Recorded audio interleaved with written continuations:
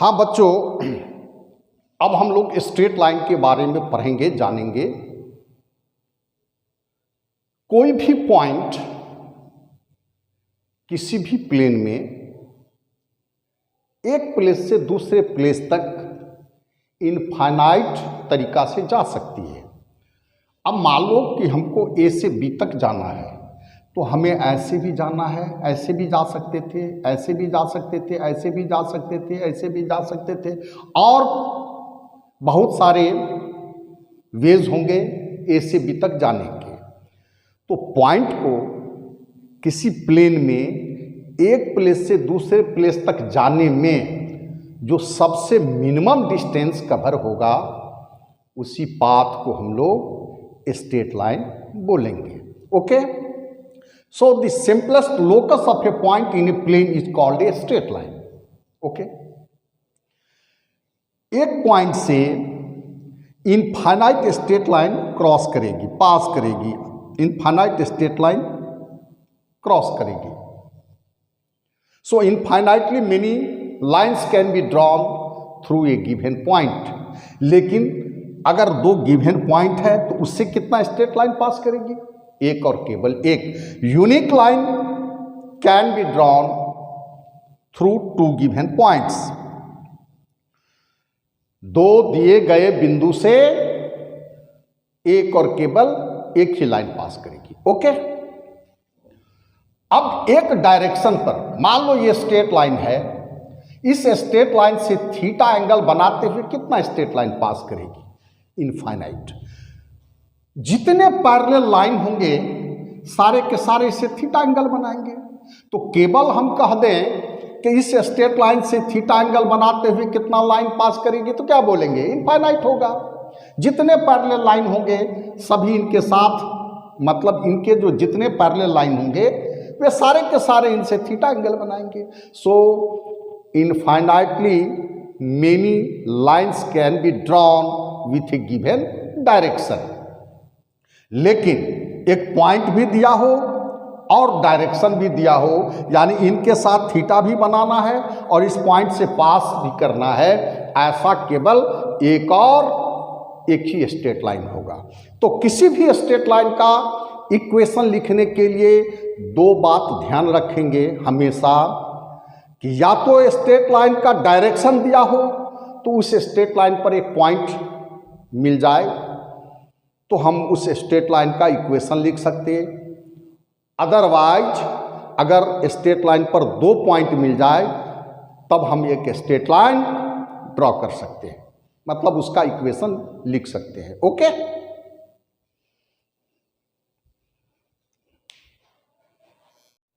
हाँ बच्चों, तो हमने क्या सीखा? हमने ये सीखा कि a straight line is uniquely determined by any one of the following. दो बातों में से कोई एक बात होना चाहिए। थ्रू टू गिवन पॉइंट्स, या तो दो पॉइंट मिले स्ट्रेट लाइन पर तब हम स्ट्रेट लाइन का इक्वेशन लिखेंगे, या through a given point with a given direction. अगर एक पॉइंट दिया हुआ है तो फिर उसका डायरेक्शन देखिए, तब आप स्ट्रेट लाइन का इक्वेशन लिखेंगे। पूरे स्ट्रेट लाइन में इसी दो बात को हम लोग ध्यान रखेंगे। अब आइए, angle with positive and negative direction of X axis. X axis का ये पॉजिटिव डायरेक्शन है, ये निगेटिव डायरेक्शन है। अगर हम एक्सिस से एंटी क्लॉकवाइज रोटेट किया, जैसे अल्फा लिया एंगल, तो अल्फा को बोलेंगे angle with positive direction of X axis. और यदि क्लॉकवाइज में रोटेट किया, जैसे यह एंगल बीटा है, तो बीटा को बोलेंगे angle with negative direction of X axis. तो ध्यान रहे, एंटी क्लॉकवाइज में मूव किया है ना एक्स एक्सिस से, तो ये जो एंगल अल्फा है, this is called angle with positive direction of X axis. अगर क्लॉकवाइज में मूव किया, अगर इस एंगल को बीटा माना, तो बीटा को बोलेंगे angle with negative direction of X axis, है ना। ये निगेटिव डायरेक्शन एक्स एक्सिस का है, ये पॉजिटिव डायरेक्शन है एक्स एक्सिस का। तो ऐसे इधर से इधर मुड़ेंगे क्लॉकवाइज में, तो angle with negative direction of X axis. इसी तरह angle with positive and negative direction of Y axis.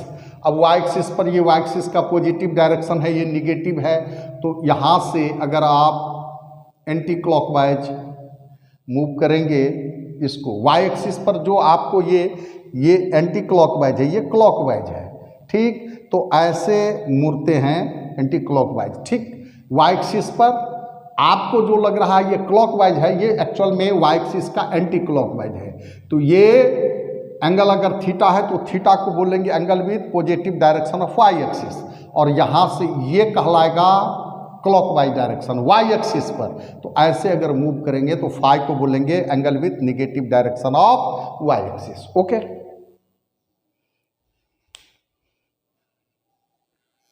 हाँ बेटे, अब हम लोग स्ट्रेट लाइन का स्लोप और ग्रेडियंट के बारे में पढ़ेंगे। डेफिनेशन है स्लोप और ग्रेडियंट का, the tangent of A angle which a straight line makes with positive direction of x axis is called slope or gradient of the straight line. Okay, it is denoted by a small m, m से denote करते हैं, m से, आप याद रखिएगा, वो capital भी ले सकते हैं, स्मॉल भी ले सकते हैं, ऐसी कोई बात नहीं है। हिंदी में स्लोप और ग्रेडियंट को बोलते हैं प्रवण्य या ढाल। कोई भी स्ट्रेट लाइन एक्स एक्सिस के धनात्मक दिशा के साथ जो भी एंगल बनाएगी, उस एंगल के टेन को हम लोग उस स्ट्रेट लाइन का स्लोप कहेंगे या ग्रेडियंट कहेंगे, प्रवण्य कहेंगे हिंदी में, या ढाल कहेंगे। ओके, जैसे यह स्ट्रेट लाइन है, अब ये एक्स एक्सिस का पॉजिटिव डायरेक्शन, ये निगेटिव डायरेक्शन है, तो एक्स एक्सिस के पॉजिटिव डायरेक्शन के साथ एंटी क्लॉकवाइज में जो भी एंगल बनाती है स्ट्रेट लाइन, उस एंगल का टेन ले लेंगे। अगर यह थीटा है तो टेन थीटा, उसी को हम इस स्ट्रेट लाइन का स्लोप कहेंगे या ग्रेडियंट कहेंगे। ओके, अब जैसे ये स्ट्रेट लाइन है तो इधर एक्स एक्सिस का पॉजिटिव डायरेक्शन, ये निगेटिव डायरेक्शन, और एक्स एक्सिस के पॉजिटिव डायरेक्शन के साथ एंटी क्लॉकवाइज में घूम जाइए। ये अगर एंगल थीटा है तो m बराबर टेन थीटा। इसी तरह अगर स्ट्रेट लाइन ऐसे जाती होगी तो ये एक्स एक्सिस का पॉजिटिव डायरेक्शन, ये निगेटिव डायरेक्शन, और एक्स एक्सिस के साथ एंटी क्लॉकवाइज डायरेक्शन में अगर यह एंगल थीटा है तो m equal to tan theta. अगर ऐसे जाएगी तो ऐसे पॉजिटिव डायरेक्शन, ये निगेटिव डायरेक्शन, और एक्स एक्सिस के पॉजिटिव डायरेक्शन के साथ एंटी क्लॉकवाइज में अगर यह एंगल थीटा है तो m बराबर टेन थीटा। ओके, हाँ बच्चों, एक्स एक्सिस का स्लोप कितना होना चाहिए? Slope of X axis is, अब एक्स एक्सिस पर कोई स्ट्रेट लाइन रख दें, या तो इसका ये सेंस होगा या ऐसे होगा, तो या तो वो 0 डिग्री का एंगल बना रहा है या 180 का, इसीलिए 10 0 भी 0 और 10 180 भी 0। So slope of X axis is m बराबर क्या लिखोगे? 0। Slope of any line parallel to X axis is, अगर एक्स एक्सिस के पैरेलल कोई लाइन हम ड्रॉ कर दें, चाहे ऐसे चाहे ऐसे, तो भाई ये तो एक्स एक्सिस के साथ कुछ भी एंगल नहीं बना रहा है, इसलिए स्लोप क्या हो जाएगा? m बराबर 0। Slope of Y axis is, अब जानते हैं कि स्ट्रेट लाइन को अगर हम वाई एक्सिस पर रखते हैं तो एक्स एक्सिस के साथ ये 90 डिग्री का एंगल बनाएगा, और जानते हैं 10 90 अनडिफाइंड होता है, इसलिए स्लोप या तो हम प्लस इन्फिनिटी लें या माइनस इन्फिनिटी लें। Slope of any line parallel to Y axis is, इसी तरह अगर वाई एक्सिस के पैरेलल लाइन है तो ये एक्स एक्सिस के साथ निश्चित ही 90 डिग्री का एंगल बनाएगा, इसलिए स्लोप क्या हो जाएगा? m equal two plus infinity या माइनस इन्फिनिटी। ओके,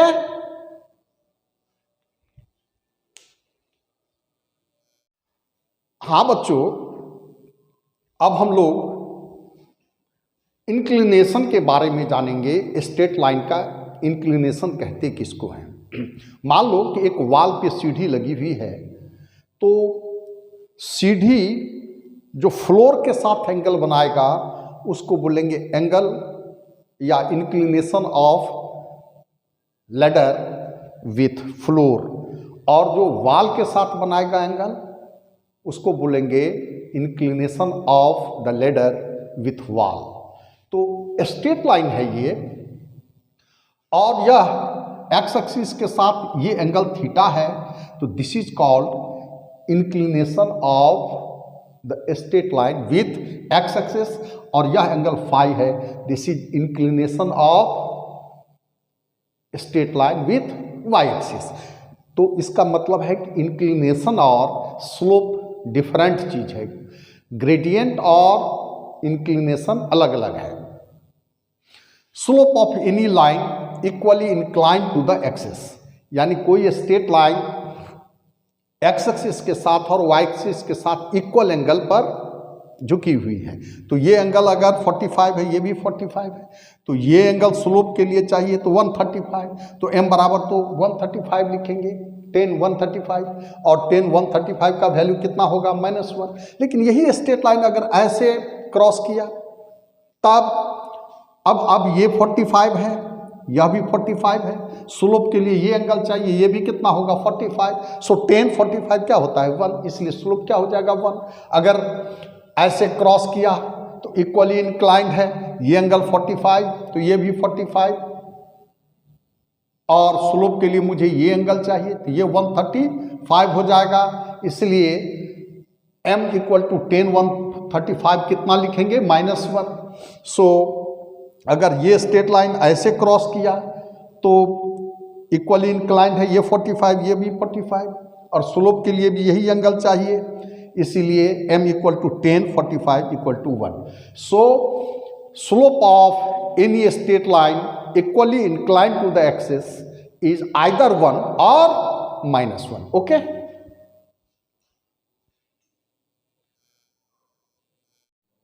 हाँ बच्चों, अब हम लोग इंटरसेप्ट के बारे में पढ़ेंगे, लेंथ ऑफ इंटरसेप्ट। सपोज कीजिए ये एक्स एक्सिस और ये वाई एक्सिस है, ये ओरिजिन है, और एक स्ट्रेट लाइन इनको पॉइंट ए पर और बी पर कट करती है स्ट्रेट लाइन। तो ओ से ए तक का जो लेंथ है ओ ए, मान लो ए मान लिया इसको बोलेंगे length of intercept on X axis, this length, और इस लेंथ को बोलेंगे length of intercept on Y axis. Okay, and A से बी तक ये जो लेंथ है ए बी, इसको बोलेंगे length of intercept between the axes, अक्षों के बीच का की लंबाई, लेंथ। कोऑर्डिनेट ऑफ ए का कोऑर्डिनेट कितना हो जाएगा A0, और कोऑर्डिनेट ऑफ बी कितना होगा 0, बी। यहाँ ए भी पॉजिटिव है और बी भी पॉजिटिव है। अगर यही ऐसे स्ट्रेट लाइन कट करे तो लेंथ ऑफ इंटरसेप्ट जब बात बोलेंगे तो ये पूरे लेंथ की बात होगी, यह ए लिखेंगे। लेकिन अब चूंकि यह वाई एक्सिस के लेफ्ट में है, इसलिए जब कोऑर्डिनेट लिखने लगेंगे इसका तो क्या लिखेंगे -a, 0, और इसका कोऑर्डिनेट हो जाएगा 0, b। ओके, लेकिन जब लेंथ ऑफ इंटरसेप्ट बोलेंगे तो इस हमेशा, चाहे ये -a है यहाँ लिखा हूँ, जब लेंथ की बात करेंगे कि ओसी का लेंथ कितना है तो हम a बोलेंगे। ओके, ये ध्यान रहे। इसी तरह अगर मान लो स्ट्रेट लाइन ऐसे क्रॉस करे तो ये हो गया लेंथ ऑफ इंटरसेप्ट बोलेंगे तो a और b, और यहाँ का कोऑर्डिनेट लिखेंगे तो -a0, इसका हो जाएगा 0, -b। इसी तरह अगर ऐसे क्रॉस किया तो यहाँ का कोऑर्डिनेट हो जाएगा a0, और यहाँ का कोऑर्डिनेट होगा j का 0, -b। हर एक केस में a और b पॉजिटिव रहेंगे। ओके,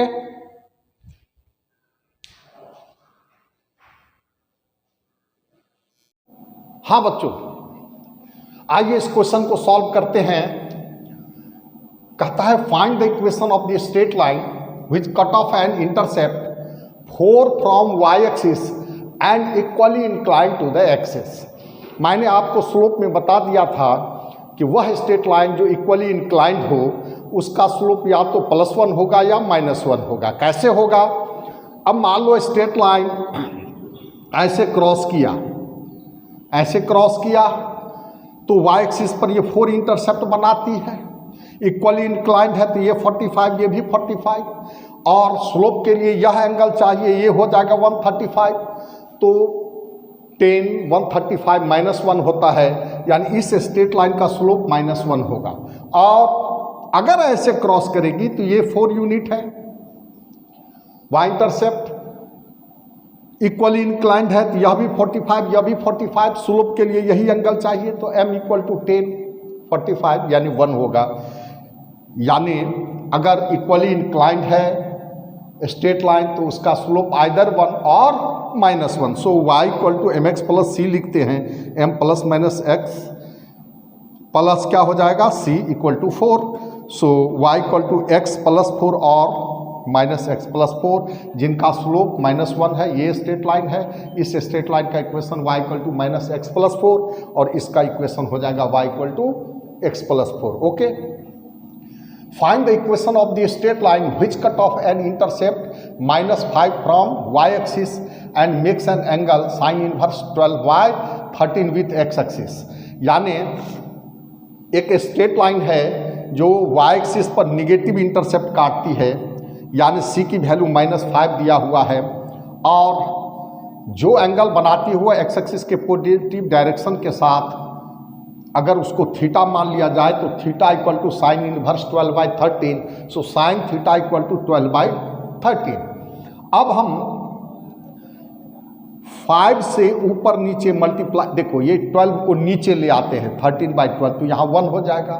5 से ऊपर मल्टीप्लाई करें, 5 से नीचे मल्टीप्लाई करें, डिवाइड करें। अब देखिए यहाँ माइनस लगाए तो ये हो जाएगा sin -theta, sin -theta minus sin theta, यानी ये एंगल थीटा है तो ये एंगल क्या हो जाएगा -थीटा। सो sin -थीटा = क्या हो जाएगा -5 और ये हो जाएगा हाइपोटेनियस हो गया 13 × 5/12। यही P है -5 और H हो गया यही 13 × 5/12।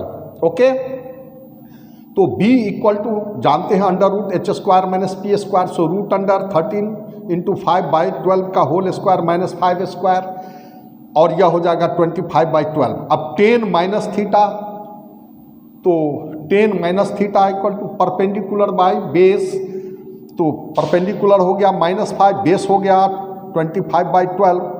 सो 10 - थीटा होता है -10 थीटा, सो माइनस से माइनस कैंसल, 10 थीटा हो जाएगा 12/5। अब y = mx + c, m हो गया 12/5 × x और c -5। सो इक्वेशन आएगा 12x - 5y = 25। ओके।